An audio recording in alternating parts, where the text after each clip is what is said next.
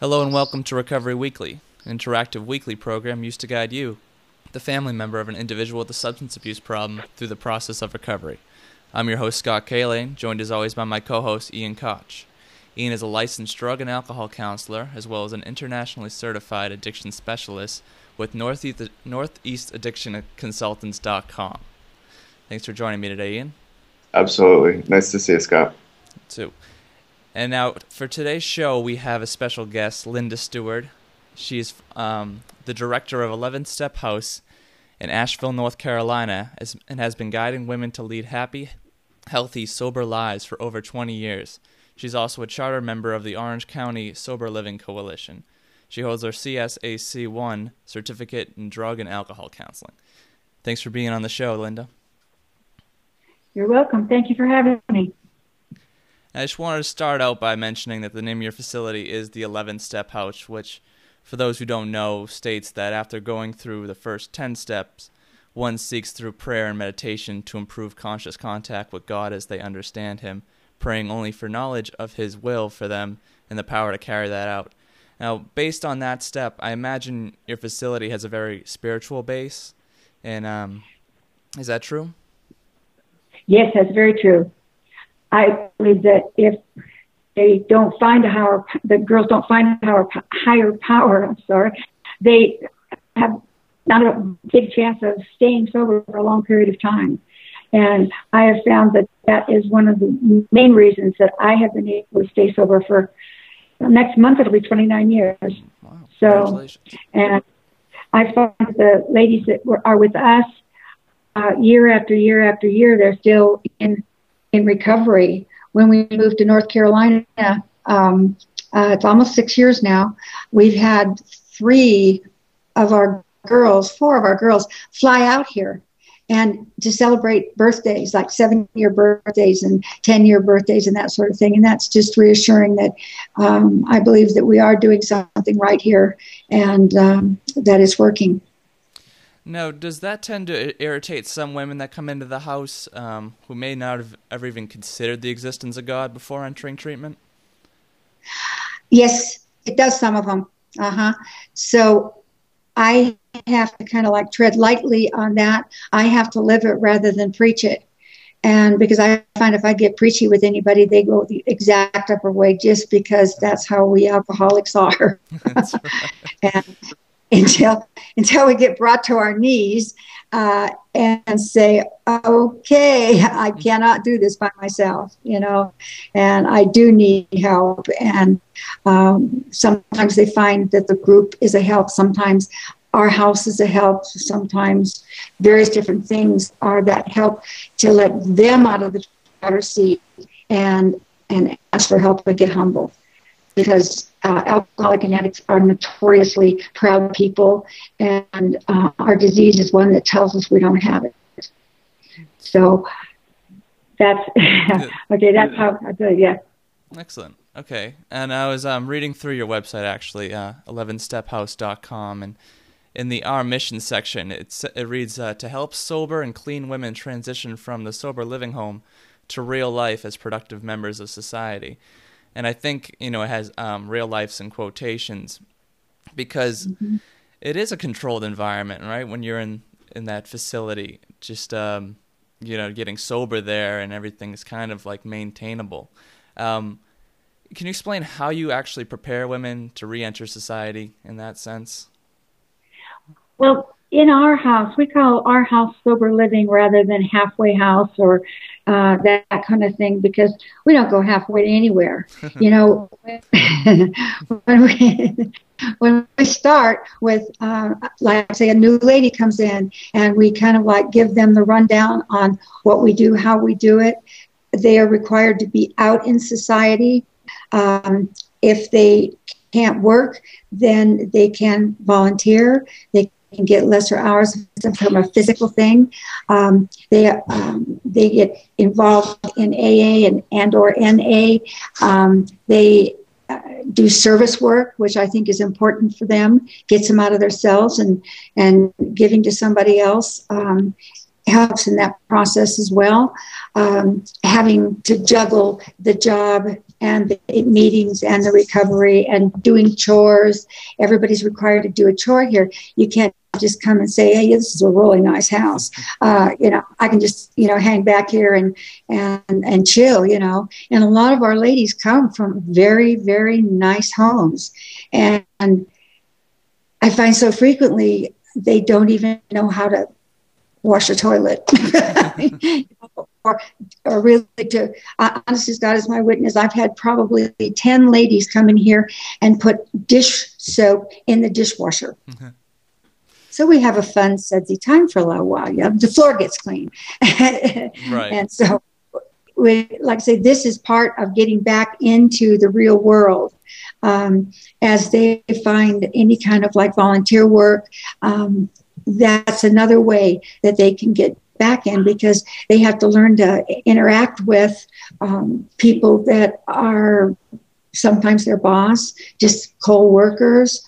And so in that way, it's a start of getting back into it. And I tell people when they come in here, if there's no conflict here, there's no reason for you to be here. You might as well pack your bags right now that you just unpacked, because we will have conflict, and it won't be easy sometimes. To do a loving conflict is one of the most difficult things that I've had to learn how to do in the 29 years that I've been doing it. 27 years I've been doing this. And so I lost my train of thought. Anyhow, we turn confrontations sometimes into a fun activity. My assistant Mercedes and I try to show them how we handle that conflict resolution and how we have learned to, this is one of these that's going to go round and round and round and get nobody anywhere, and somebody's going to end up with the F-its and walk out the door. Okay, this is what alcoholics, I believe, usually do. Addicts the same way. And rather than getting any kind of conflict, they want to run fast. And so we keep telling them, please don't leave before the miracle happens. If you can get through this one, you've established a little deeper relationship with the person that you're having the problem with.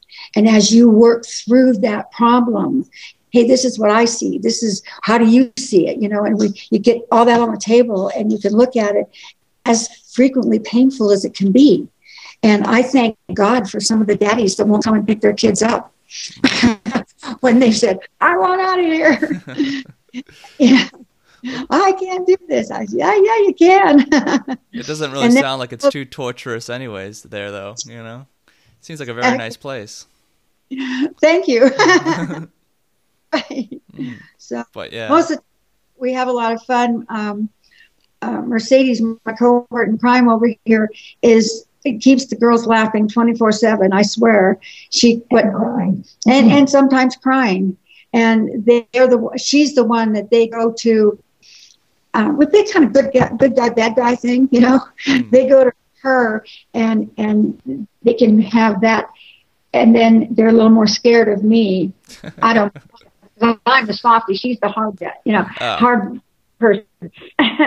But that's how it works. I think I have my own room, or Mercy and I have a room together. Everybody has a roommate in this house. And I come in many nights, and there's 3 or 4 girls hanging out on my bed talking to Mercy, So we try to keep it as an open, friendly community as we possibly can. We're always available. And we are available 24/7. Okay, thank you. Before we continue, I just wanted to mention that this is an interactive show, so if anyone has a question for Linda or Ian, feel free to enter it in the chat box to the right of the screen. Now, what's it called? Sorry. Relapse is a very common aspect of recovery. In what ways do you instruct the women in your house from letting this happen? How do you prevent that? Well, we call it kind of like a relapse prevention kind of program. We watch the ladies if they start having mood changes, if they start being angry easily, if they complain about racing thoughts, if there's a whole list of trigger little things that we can see going on with a gal, and we present them to that person and say, hey, look, I've noticed la la la la la. And in my experience, I have seen that when people are starting to act like this, they're being withdrawn, they don't want to talk to you very much, either are using or they're about to use. And it doesn't happen every single time. I can't catch it every single time, but a good portion of the time, what I don't see, Mercy does, and she usually sees it before I do. But it's called our toolbox that we use to present the ladies with, look, this is going on. Call your sponsor. Call your sponsor. Get to a meeting. No, not one. Go to 2 today, maybe 3. You know, this anything that we know works, and that they can see they are in trouble. And because not all of them, but a lot of them that come to us are ladies that really want sobriety. There's a lot that don't. They're there for mom, dad, children, whatever. There's a gazillion different reasons that they have come to us. And it frequently, the first reason isn't sobriety for yourself. And I believe if you don't want sobriety for yourself, you're not going to get it for anybody, if you know what I mean. Relapses. So now, there are some particular cases, though, where the person's still reluctant, even though, you know, they have all those tools to use and everything, and they might eventually do relapse. Are you one of those people that believes that it is part of the recovery in those cases where they'll go and relapse and then they'll feel really bad about it and just want right back in? It just like teaches them. Yeah, it happens a lot. I have never made the statement that we are 100% absolutely, if you use, you're out. I've never, in all the years I've been doing this, and I have found it's really bizarre. I kicked Mercedes out. Okay. The first 6 months she was here, she had to do a little more research, you know, 3 DUIs in a couple of months, and hey, she was back, you know. It took about 3 or 4 years, but she picked up the phone one day. She was in a phone booth, and in those days, phone booths had them, and the tone in her voice, what I could feel across the phone, what was going on with her. And I just said to her, I said, you want to come home? Put her on a train the next day. And I told the people she was staying with, don't give her any money. Now, I don't know why I said that, because Mercedes can find a party and she can invite herself and everybody has a good time. Okay. She arrived on my front door drunk. And I thought, okay, you ready to start? And she was. And that's the last drink that she's had. And that's been over 10 years now. Yeah. In December, I think it'll be 11 years. And, you know, that it just says a lot for her. She finally got to that place where she had nowhere else to go. You know, there was no further down. She was on the floor of that phone booth with wet pants, excuse me. And, hey, she wanted it. Right. And I said, let's go. Relapse is, I think, teamwork. We have to work with each other on it. If one comes, I've had girls, just a couple of them though, relapse 3 times and come to me and say, I am so sorry. I'm so sorry. I really want it. And, you know, 6 years later, still sober. So I've never been one that says tough love is the best route. Not that people don't have to reach their bottoms. I believe they do. But I think that loving tough, I have to love tough. And I have to be that one that doesn't get all, you know, pissy with somebody and do this, do that. You know, I have to accept them 100%. And I have to do that, some kind of guiding in that way. So. And now, I wanted to ask about, as far as when someone goes through your entire treatment program and then they are to go back home, is there anything that families should be prepped about before they re-enter the home, now clean and sober? Oh, absolutely. If they're not already in Al-Anon or Narconon or one of those, or ACA, the gazillion programs, okay, they need to start doing that. Or the lady needs to go and get their own place. Because if they go back into a home that is an untreated home, they're in trouble again. I can see him smiling. It's so true, and this is his bag. This is his bag, bailiwick, I think. And from what I have heard from him and the way you people work, hey, this is a good 50% of the way that helps the lady stay sober for long periods of time. The family. So often they don't want, because they don't think there's anything wrong with them. They don't use, they don't drink, they don't that, you know. I've never this, I've never that. Well, there's a lot of things that none of us have never, but the word I can't think, that when it's a family that doesn't do it right, they don't, you know, they dysfunction, that's the word I'm trying to think of. Dysfunctional families. They have, everybody's in their little place, okay? And when one person gets out of the place, it's an imbalance. And parents, husbands, you know, sisters, brothers, they don't know how to react. They don't understand what's going on with this person. And then they start sucking them back into the old way of doing things. Mm-hmm. And so I think frequently it's a lot better that they don't go back to family. But it depends. It's all a, you know, person by person kind of a situation. It's one day at a time. You know, today they're sober. And if they keep doing what they've been doing, they're going to keep getting what they've been getting. And that's if they're clean and sober, they're going to stay clean and sober.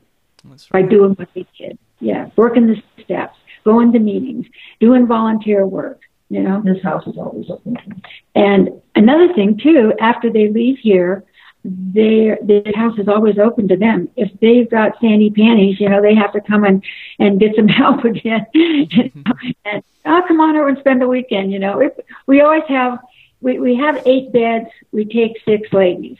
We have a couple of beds for ladies that come back, or somebody that I can't say no to. I may take the 7th lady, you know, but I try not to. So we have an extra bed for the ones who want to come back, or if somebody wants to have a sleepover, you know, we'll have slumber parties and that kind of thing. We have in the house, California. Yeah. So I wanted to comment on the love tough versus tough love approach, and there's such a fine line. You know, typically when we think of tough love, it's the do this or do this type of response, right? Get sober and be a part of the family, or don't get sober and don't be a part of the family. Mm-hmm. But treading on that ground, families really need to learn how to do that appropriately. You know, and that's that love tough that you call it. And I think it's so important that we really work with families, because I think tough love has its place, like mm-hmm. down the line, like way down the line. Mm-hmm. You know, right off the bat, I mean, like families can get their kids sober. There is a lot out there that says that families can't get their kids sober, that families that they gotta want it. And yes, I agree with that. The bottom has to be there. The person, the addict, the alcoholic needs to get to a place where they're just not willing to do it anymore, you know. But the family can help that process. And that's where our work is so critical with families, is when they have an addict or alcoholic in their life that wants to get sober, maybe, or maybe doesn't want to get sober, we can help the families really guide them into that process of recovery. Or where we also work really well with families is when they have somebody who is sober, whether it's at a treatment center, a sober living house, or someone who's been sober for a period of time. And, you know, the questions start to come up, well, can they come back home? Should they be able to come back? What do they need to do for their recovery? Where, you know, the families need to know this information. Linda mentioned Nar-Anon and Al-Anon, and where things can get so iffy is that for 1 in 10 addicts who want to go to Al-Anon or AA, you've got maybe 1 in 30 families who are interested in participating. Mm-hmm. It's true. Yeah, very true. I was going to ask also concerning families for both of you. It's pretty much healthy, right, for a family to have some suspicion if the individual is asking for complete freedom and trust at the very beginning, at their leaving treatment. It's a little suspect, right? Mm-hmm. I think it's insanity. Yeah. I have had more than one family over the years just completely destroy it, you know. And then I've had some that are cooperative and that will work with you. And when we make suggestions, because, you know, I'm just a lady that got sober 29 years ago, and I'm sharing my home with other ladies recovering from drug and alcohol addiction. And I've had my bruises along the way. We all have, I'm sure. But, you know, you get up and start all over again. And this is kind of what I try to show these ladies. Hey, if you're thinking about it, if you're, you know, romancing the idea of getting out there and drinking some more, I have to tell them when you're doing that, share that with me. Say, hey, man, I wanted a drink today, all day. Thank God you did. Thank God you could say that, because that may be the one thing that's going to keep you from doing it. And also told parents to get tested. Well, you know, if they go home for a weekend or something, and we suggest that the parents get a test kit and see what's going on, if that's, you know, going on. But I'm looking at the tough love thing and the love tough. Well, we have a couple of toy poodles that believe in the love tough.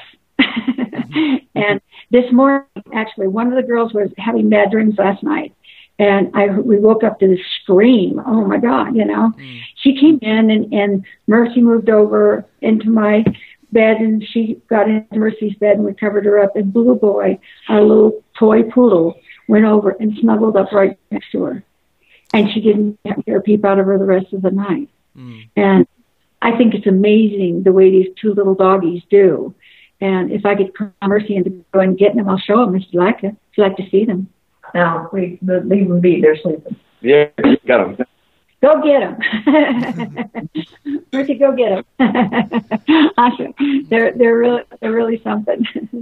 So, and this is all about kind of giving them a family atmosphere. Because usually a dog is part of your family, you know. And I have so many girls say, oh, here's one. Here's the snarky little one, right? This is Cocoa Puff. And Blue Boy's still with her. And Blue Boy's still with the other girl. We'll say, hello, come on. You going to talk? You going to speak? Ian, go get your dog. No. That's right. She'll tell you all about it. Yeah, she did. Okay, here now. This is about enough is enough. It's kind of how we are, you know. Oh, that's great. I think, to be honest, I think the approach is there's a gazillion sober houses and sober livings out there, and one of the reasons I wanted Linda to get you guys on the show is because I like the family approach. You know, I like it's. I mean, there's a lot of programs where, you know, the house manager has a year of sobriety, and getting free rent to live in the house to kind of like monitor things, and that's good. Those programs have their place, but if the owner of the house isn't around, it can be tricky. And last week we had a friend of mine on who's up in Portland, Maine, Joe Riley, And he's at those houses all the time. He doesn't live there, but he's always there. His office is there. And just that presence of, like, the open door policy, letting people know that you're available, is so helpful for people, you know, and adding additional support to families is really the crucial piece, I find it, for benefiting people's recovery. Because, you know, like, if when that girl isn't talking to you about what's going on, but she's calling mom saying, hey, I'm okay, I'm fine, I'm ready to come home now, things are okay, you know, but she's not talking to you guys, that's trouble. And if the family isn't really educated on addiction, they're going to fall apart. And there's going to be a relapse, and it's going to make things worse. And, you know, I talk to a lot of treatment programs throughout the week, and they're all having family programs now. And I think the idea of having a family program is fantastic. But it's usually like one weekend a month. The families have to fly in to wherever the treatment center is. So if they've got 30 patients, typically they have maybe 10 families, you know, and it's not giving the families what they need. You know, it's not giving the families the education. And then when the addict relapses, you know, everyone wants to know why it happened. How did this happen? What's going on? You know, they lied to me. They said they weren't going to do this again, and all that stuff. None of that's true. You know, it's because of the illness, and everyone's really involved, and everyone needs to work on the recovery, I think. A lot of the time, the beds go to the family, come and stay here, actually, and stay the night, stay the weekend, brothers and sisters, whoever is involved. We do family education the first day they come in. We had a sister of one of the gals, and her mother, because the girl was in the hospital, she flew in from Greece and stayed here until the girl was stable. And, you know, this was like their home as well as ours, and continues to do that. And this girl now is out with her own apartment and got a roommate and the whole nine yards, and is doing well. So sometimes we let them bring their animals with them. Yeah, we've even done that. Amazing. Sometimes we have 3 little dogs. Or a cat and a dog. And a cat. Don't even ask me about a cat again. Bad mix. Coco will not tolerate a cat. She wants to play with it, and the cat doesn't understand. It's kind of like families, you know? Right. Right. The alcoholic in the family is the cat. Exactly. The most important thing is that there is an open conversation and communication between the family, the client who's getting treated, and us. It has to be a team deal, that we are not at any high level. We are all on the same level, but we have to be very cognizant of the fact that over and over again, we've got to say things over and over again, so everybody understands. You can't just say it once. This has got to be an over and over again in a loving way, to say, yes, this is how you do it. Yes, firmly, this is the way it has to be done. Yes, there are going to be times you don't like what I say. There are going to be times you're going to call your parents and say, oh, God, Linda's horrible, or Mercedes is horrible. And we tell the parents, you're going to get that phone call. We make sure this is on the table before it all happens, so that there's less of a surprise and everybody's alert to the fact that this may happen. And then we do not have that door open and people running, because then the communication starts. Because we've already been schooled in it. Everybody has. And we have to continue that class as we go, continuing, and with a loving aspect instead of a firm aspect. We don't charge because somebody forgets their chores. There is a way of lifting somebody up before you confront them. It is criticize in private and praise in public. That's right. And that really works. It really works so much better. They're dying for love. These kids are dying for love. Adults too, dying for love. The amount of sobriety travel gets longer every time you touch somebody's heart with compassion and love. It just works. I don't know the whys in the house completely, but I see that it's a fact that works. And Linda taught me that because I had no feeling when I came in. I had no compassion for anybody. I was so wrapped up that I couldn't stand it. But, you know, for some reason or another, she was gifted with they call her a love monster. You know, and this is certainly her gift. We don't take a paycheck here. And she taught me that too. I'm not quite sure if I like that, but no. But it makes it, our job is a passion. Nice. And now, we've always been on a short shoestring, you know, because not everybody can afford to come in. That's right. I want to thank Linda and Mercedes for being on the show today. Now, how can folks get in contact with you with any more questions they may have about seeking treatment? we have a website, which is 11 steps. 11th Step House at gmail.com. Okay. Our phone number is 828-505-1638.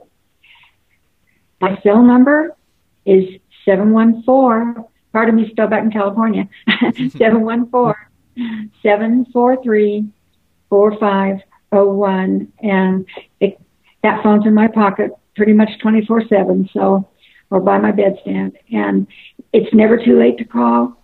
Excuse me. And it's never too early to call. Excellent. So just call. Great. And if you need help getting your loved one on the path to recovery, please call 1-800-723-1073 for a free consultation, or visit northeastaddictionconsultants.com. Please tune in next week when we have Sandy Rubchinuk, Regional Coordinator of Allies in Substance Abuse Prevention, United Way of Greater Seacoast, New Hampshire. And anything left, Ian? Absolutely, no. I'm good, thank you. Okay. Well, thanks everyone for tuning in, and we wish you luck in your path to recovery.